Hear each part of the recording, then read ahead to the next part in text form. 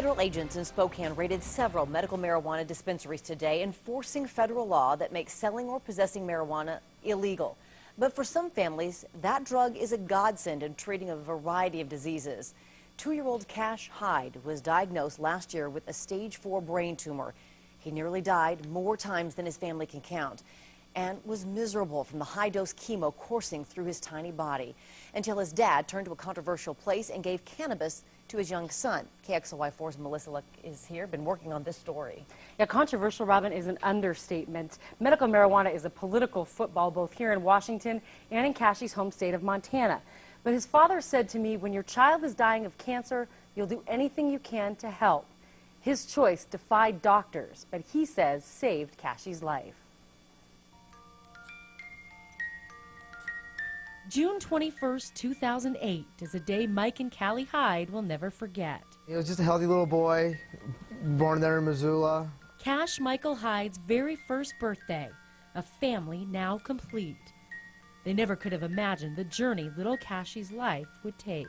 He was just your average, happy little kid, and then he just started to get sick. It was shortly before Cashie's second birthday when Dad Mike knew something wasn't right. Well, he started being very tired, sleeping a lot, very cranky. He started to throw up.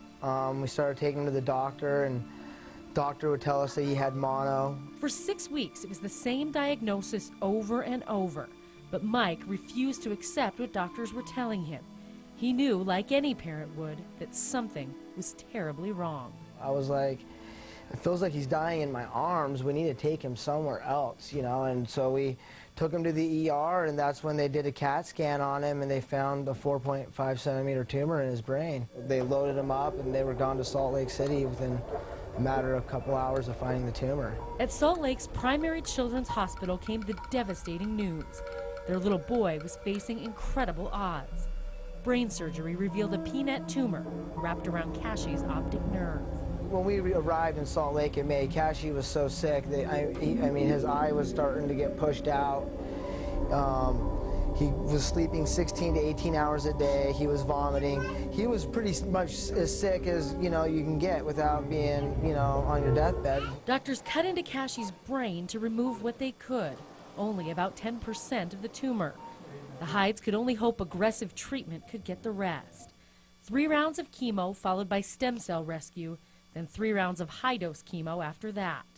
A difficult treatment plan for anyone, so imagine what it did to a 2-year-old kid. So the first night of chemo, we did 10 hours worth of seizures down in the ICU.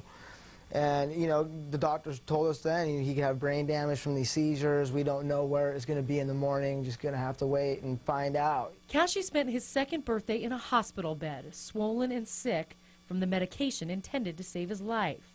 Doctors were uncertain he would make it to his 3rd birthday. It's overwhelming, I guess, to say the least, and we had a lot of scary things happen in June. He got a blood infection, went into septic shock, went to the ICU, ended up coding, and they had to resuscitate him. I was standing like 2 feet away. I had to watch the whole thing. There was a lot of days we were getting told we weren't going to beat it. You know, you're not going to take him home. He is going to die. And those are the days where you really got to really believe. They believed and they prayed. High-dose chemo was killing his cancer, but it was making Cashie sicker than ever.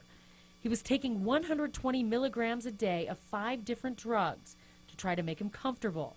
But that, Mike said, wasn't helping ease Cashie's pain. That's going to help get the tape off. I'm going to hold this, okay? By the end of September, he had gone 40 days without eating. He was vomiting 9 to 10 times a day. He couldn't lift his head off his pillow. He was literally laying there shivering in his bed. And the doctors came in, and I said, is there anything we can do for Cash? The doctors had no answers, so Mike found his own.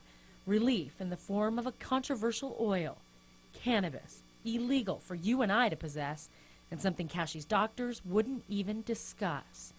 Mike got authorization to give Cashie the oil, and without telling them why, he told the doctors to wean Cashie off the nausea cocktail.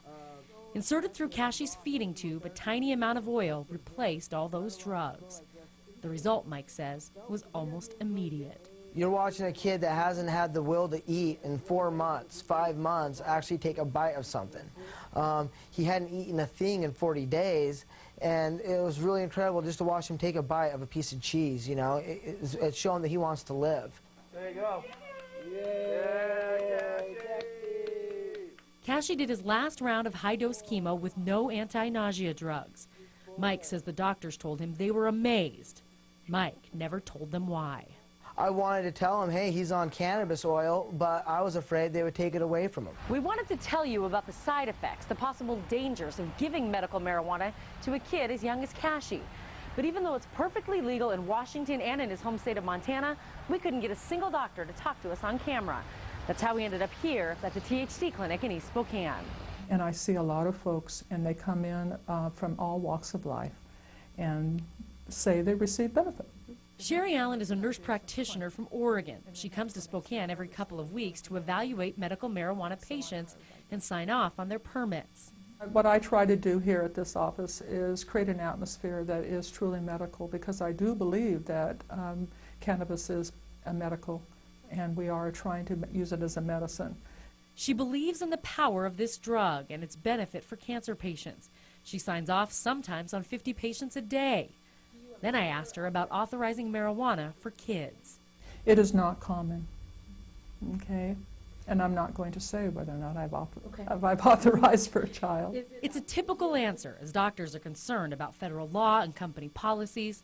But Mike Hyde doesn't care about the controversy or about the political battle over this drug. He cares that his son survived and is convinced not only did the cannabis oil make Cashy feel better, it prevented long-term damage to his organs. For Mike, the living proof is in this vibrant 2-year-old boy. Yeah, it's very controversial, it's very scary, but there's nothing more scary than about losing your child. A week after we did this interview, Cashy was back in Salt Lake for scans, finding out he's cancer-free.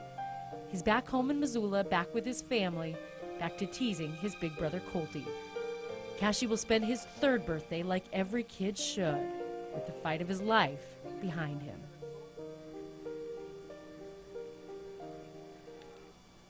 And the state of Montana estimates that of the 28,000 medical marijuana patients in the state, 51 are kids under the age of 18. And Robin, we try to get those numbers from Washington, but our state does not track who has medical marijuana permits, who's allowed to get them. It's just simply not tracked, so we have no idea here in Washington. And after today's raids, we kind of understand that it might be even longer before we have any more answers. That's right, and that's something that we talked to the Hydes about at the time. We did this interview a couple of weeks ago, and that's the one thing Mike said, whether you agree with it or not, every time they take down one of these dispensaries, there might be a kid or someone in a hospital somewhere that depends on it. So everybody involved just wants the government and the jurisdictions to just get it sorted out. And you can make comments on this story and let us know what you think on KXLY.com later tonight. Thanks so much. Well, Cash's family got tremendous support from friends, family, and strangers during his treatment. Now they're paying it forward. The Cash Hyde Foundation raises money and provides things like these reggae runners to children's hospitals. They donated several to Sacred Heart Children's Hospital earlier this month. The vehicles are outfitted with IV poles so kids undergoing treatment can get out of the rooms and have a little fun.